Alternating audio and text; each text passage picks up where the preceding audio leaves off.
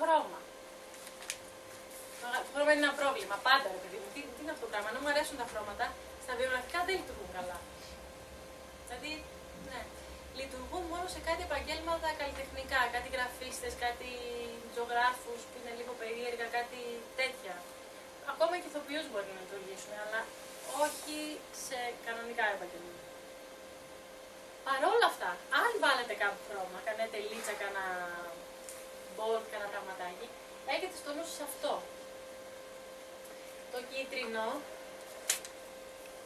φωνάζει ότι ο άνθρωπος είναι θετικός, έχει όραμα, κοιτάει στο μέλλον. Η DHL, ας πούμε, έχει κίτρινο.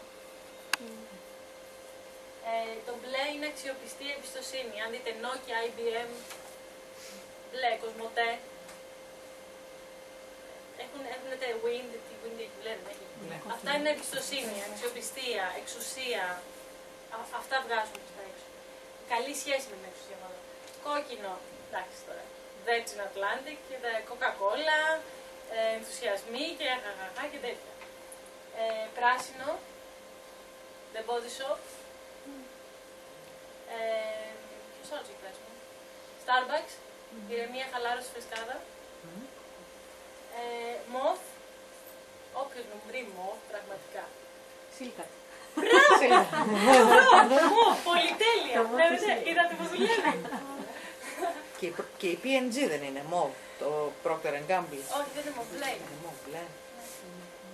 μυστήριο, πλούτος, πνευματικότητα. Σε ένα βιβλίο που διάβαζα MOV είχε το Church of England. Λέω, ωραία, ωραίο πράγμα. Πορτοκαλί.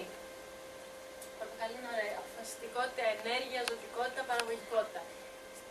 Σας τα λέω, ποιο ξέρουμε πορτοκαλί. Την Orange. Θυμάστε την Orange, μία τηλεπικοινωνία Orange. Ναι.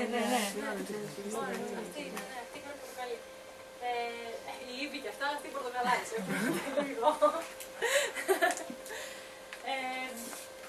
Έχετε τα στο νου σας λίγο αυτά, αλλά μην βάλετε χρώματα παρόλα αυτά. Είναι λίγο...